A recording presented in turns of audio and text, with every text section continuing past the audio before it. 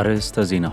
የኢትዮጵያ መንግስት በመካከለኛው ምስራቅ እየጨመረ ከመጣው አለመረጋጋትና ከዚህም ጋር ተያይዞ ከታየው የዓለም አቀፍ የነዳጅ ዋጋ ጭማሪ የተነሳ የሚፈጠረውን የኢኮኖሚ ጫና ለመፍታት ያለመ የ$600 ሚሊዮን የቀውስ ምላሽ ፈንድ ድርድር ማጠናቀቁን አስታወቀ። ባለፈው ወር በተካሄደው የቤኒን ፕሬዝዳንታዊ ምርጫ የተሸነፈው ተቃዋሚ ፓርቲ ከተመራጩ ፕሬዝዳንት ሮሙዋልድ ዋዳግኒ ባለ ሲመቱ 2 ሳምንታትን ቀደም ብሎ ገዢውን ጥምረት እንደሚቀላቀል አስታውቋል። የፓርቲው መሪዎች ለዚህ ውሳኔያቸው በፕሬዝዳንታዊ ምርጫው ያገኙት ውጤትና አንድም ወንበር ማግኘት ባልቻሉበት የፓርላማ ምርጫ የገጠማቸውን ሽንፈት እንደ ምክንያት አቅርበዋል። የመካከለኛው ምስራቅ ጦርነት 3ኛ ወሩን በያዘበት በዚህ ወቅት አሜሪካ ግጭቱን ለማስቆም ያቀረበችው የሰላም እቅድ አዲስ እንቅፋት ገጥሞታል። ፕሬዚዳንት ዶናልድ ትራምፕ ቴህራን ለቀረበው የሰላም ጥያቄ የሰጠችው ምላሽ በፍጹም ተቀባይነት የሌለው መሆኑን ገልጸዋል። የእስራኤሉ ጠቅላይ ሚኒስትር ቤንያሚን ኔታንያሁ በበኩላቸው የኢራን የዩራኒየም ማበልጸጊያ ጣቢያዎች ሙሉ በሙሉ እስካልፈረሱ ድረስ ጦርነቱ እንደማያበቃ ለሲቢኤስ ኒውስ ተናግረዋል። እነዚህንና ሌሎች መረጃዎችን አብራችሁን ስትሆኑ የምታገኙ ይሆናል። ከዜናዎቹ ጋር ኃይለ ገብርኤል ታደሰ ነኝ። የኢትዮጵያ መንግስት በመካከለኛው ምስራቅ እየጨመረ ከመጣው አለመረጋጋትና ከዚሁም ጋር ተያይዞ ከታየው የዓለም አቀፍ የነዳጅ ዋጋ ጭማሪ የተነሳ የሚፈጠረውን የኢኮኖሚ ጫና ለመፍታት ያለመ የ$600 ሚሊዮን የቀውስ ምላሽ ፈንድ ድርድር ማጠናቀቁን አስታውቋል። በአሜሪካ ከዓለም አቀፉ የፋይናንስ ተቋማት ጋር ከተደረጉ ከፍተኛ ደረጃ ውይይቶች በኋላ ይፋ የተደረገው ይህ ድጋፍ ኢትዮጵያ በመካከለኛው ምስራቅና በዩክሬን ካሉ ግጭቶች ጋር ተያይዘው የመጡ ተግዳሮቶችን በምትጋፈጥበት ወሳኝ ወቅት ላይ የተገኘ ነው። ይህ የገንዘብ ድጋፍ ከዓለም ባንክ፣ ከዓለም አቀፍ የገንዘብ ተቋም እንዲሁም እንደ ጣሊያን፣ ፈረንሳይና ጀርመን ካሉ የልማት አጋሮች ጋር ከሚደረገው ሰፋ ያለ የብዙ ቢሊዮን ዶላር የትብብር ስትራቴጂ አካል ነው። የገንዘብ ሚኒስቴር እንዳመለከተው ይህ ድጋፍ በተለይ የሀገር ውስጥ ገበያን ለማረጋጋት፣ አስተማማኝ የነዳጅ አቅርቦትን ለማረጋገጥና ከዓለም አቀፍ የነዳጅ ዋጋ ንረት ሊፈጠር የሚችለውን የዋጋ ግሽበት ለመቀነስ ታስቦ የተዘጋጀ ነው። መንግስት የማክሮ ኢኮኖሚ ማሻሻያውን ከመተግበሩ በፊት አጠቃላይ የነዳጅ ድጎማን ቀስ በቀስ ለማስወገድ አስቀድሞ አቅዶ የነበረ ቢሆንም በቅርቡ የውጭ ምንዛሪ ተመንን ነፃ ማድረግ የነዳጅ ዋጋን በብር ሲሰላ በከፍተኛ ሁኔታ እንዲጨምር በማድረግ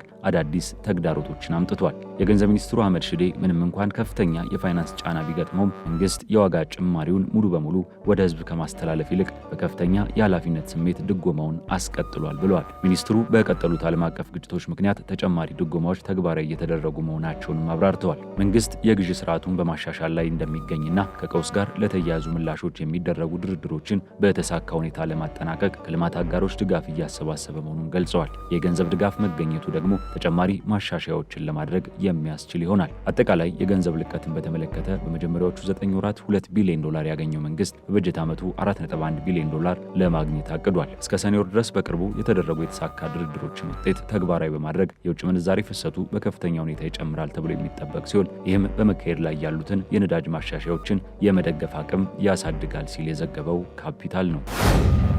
ኖህ ሪል ስቴት በቦሌ ክፍለ ከተማ ከ2500 በላይ ቤቶችን ለመገንባት መዘጋጀቱን አስታውቋል። ከ11000 በላይ ቤቶችን ለደንበኞች ማስረከቡን ያስታወቀው ሪል ስቴቱ ቦሌ ሆምስ አካባቢ 2500 ቤቶችን ለመገንባት የሚያስችለውን ዲዛይን ማዘጋጀቱን አስታውቋል። ኖህ ሪል ስቴት በእንቁላል ፋብሪካና በሴቶች አደባባይ ሳይቶቹ ያስገነባቸውን ቤቶች ባስመረቀበት መርሃ ግብር ላይ ንግግር ያደረጉት የድርጅቱ የቦርድ አመራር አቶ አብይ ኃይለማርያም በዚህ መርሃ ግብር ከ1300 በላይ ደንበኞቻቸው ቤታቸውን እንደተረከቡ ገልጸዋል።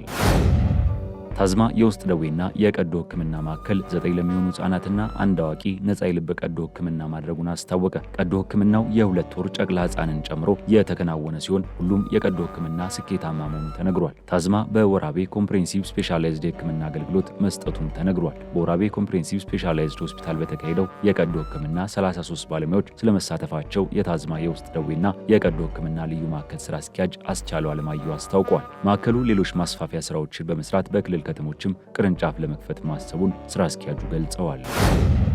ሜሪጆ ኢትዮጵያና ሔዋን ፋውንዴሽን በተለያዩ ምክንያቶች ተፈናቅለው በደብረ ብርሃን መጠለያ ጣቢያ ለሚገኙ ህጻናት ቤተሰቦች የቤተሰብ ስፖንሰርሺፕ ማስጀመራቸውን አስታወቁ። በዚህ ፕሮጀክት ተጎጂዎች፣ ተፈናቃይ ህጻናት፣ ሴቶች፣ ወጣቶችና አረጋውያን የማህበራዊና ኢኮኖሚያዊ መልሶ ማቋቋም ስፖንሰርሺፕ እንደሚያገኙ ተነግሯል። ሜሪጆ ኢትዮጵያ የቤተሰብ ስፖንሰርሺፕ አሰራርን ተግባራዊ እያደረገ መሆኑ የሚታወቅ ሲሆን ከተለያዩ ድርጅቶች ጋር በአጋርነት እየሰራ መሆኑን የድርጅቱ መስራች ሲስተር ዘቢደር ዘውዴ ገልጸዋል። ሌሎች ድርጅቶችም በአጋርነት አብረው እንዲሰሩ ጥሪ ቀርበዋል።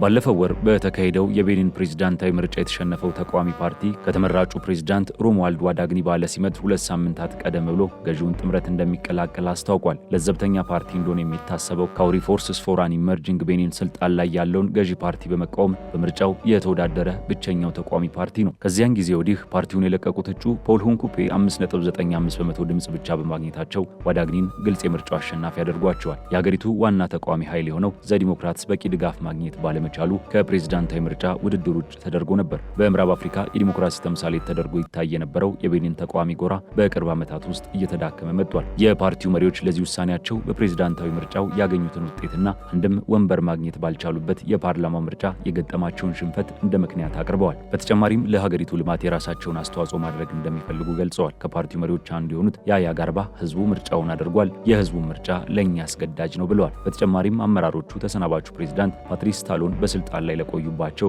2 የስልጣን ዘመናትና ምርጫውን በተረጋጋ ሁኔታ እንዲካሄድ ስላደረጉት የእንኳን ደስ አሎት መልእክት አስተላልፈዋል። ታሎን በቅርብ ዓመታት የፖለቲካውን ምህዳር ለማጽዳት የታለሙ ናቸው ያሏቸውን ማሻሻያዎችን ተግባር ያደረጉ ቢሆንም ማሻሻያዎቹ ግን ተቃዋሚዎች ወደ ስልጣን የመምጣት እድላቸውን ይበልጥ አዳጋች አድርገውታል። በርካታ የተቃዋሚ ፖለቲካ ሰዎች የታሰሩ ሲሆን በአንዳንዶቹ ላይ ደግሞ የረዥም ጊዜ የእስር ቅጣት ተፈርዶባቸዋል። የመካከለኛው ምስራቅ ጦርነት 3ኛ ወሩን በያዘበት በዚህ ወቅት አሜሪካ ግጭቱን ለማስቆም ያቀረበችው የሰላም እቅድ አዲስ እንቅፋት ገጥሞታል። ፕሬዚዳንት ዶናልድ ትራምፕ ቴህራን ለቀረበው የሰላም ጥያቄ የሰጠችው ምላሽ በፍጹም ተቀባይነት የሌለው መሆኑን ገልጸዋል። የእስራኤሉ ጠቅላይ ሚኒስትር ቤንያሚን ኔታንያሁ በበኩላቸው የኢራን የዩራኒየም ማበልጸጊያ ጣቢያዎች ሙሉ በሙሉ እስካልፈረሱ ድረስ ጦርነቱ እንደማያበቃ ለሲቢኤስ ተናግረዋል። ምንም እንኳን የተኩስ አቁም ስምምነቱ ለጊዜው ቢቆይም በሆርሙዝ የባህር ወሽመጥ ያለው ወታደራዊ ውጥረት አሁንም እንደቀጠለ ነው። አሜሪካ በኢራን ላይ ያዘጋጀችውን የተባበሩት መንግስታት የጸጥታው ምክር ቤት የውሳኔ ሀሳብ ማሻሻሏን ተከትሎ ኢራን ይህንን ውሳኔ የሚደግፉ መንግስታት የሆርሙዝ የባህር ወሽመጥን የመጠቀም መብታቸውን ለዘላለም እንደሚያጡ አስጠንቅቃለች። ይህ ዲፕሎማሲያዊ ፍጥጫ ቀጠናውን ወደ ከፋ ቀውስ ሊከተው እንደሚችል ተሰግቷል። የሰላም ተስፋ መደብዘዝ በዓለም አቀፍ የአክሲዮን ገበያዎች ላይም መናጋትን ፈጥሯል። ባለፈው ሳምንት አገግመው የነበሩት ገበያዎች የዋጋ ቅናሽን አሳይተዋል። በአንጻሩ የነዳጅ ዋጋ መናሩን ቀጥሎ የብሬንት ድፍድፍ ዘይት ዋጋ በበርሜል $105 ደርሷል። ዩክሬን ከሩሲያ ጋር ለምታደርገው የእስረኞች ልውውጥ የ1000 ሰዎችን ስም ዝርዝር ለሞስኮ ማቅረቧን አስታወቀች። የዩክሬን የምርኮኞች አያያዝ ማስተባበሪያ ዋና መስሪያ ቤት በቴሌግራም ገጹ ባወጣው መግለጫ ዝርዝሩ የተዘጋጀው በአሜሪካ አሸማጋይነት በተካሄደው ድርድር መሰረት መሆኑን ገልጿል። ይህ የ1000 ሰዎች ዝርዝር በዋነኝነት ሩሲያ ሙሉ በሙሉ ወረራ ከጀመረችበት ጊዜ አንስቶ ለረዥም ጊዜ በምርኮ ላይ የቆዩ የዩክሬን ዜጎችንና ሴት የጦር ሰራዊት አባላትን ያካተተ ነው። ማስተባበሪያው ይህንን አይነቱን አሰራር በሁለቱም ወገኖች ተደራዳሪዎች ስምምነት የተደረሰበት ፍትሐዊ ሰብአዊ አካሄድ መሆኑን ገልጿል።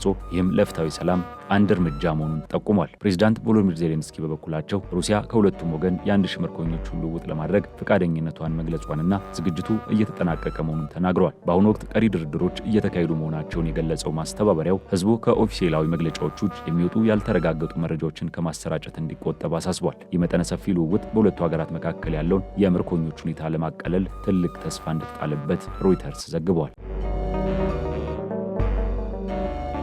ውድ የሀገሬ ቴሌቪዥን ተመልካቾቻችን ለሰዓቱ ያዝናቸው መረጃዎች እነዚህን ይመስሉ ነበር። ከቀሪ የሀገሬ ቴሌቪዥን መሰናዶች ጋር መልካም ጊዜ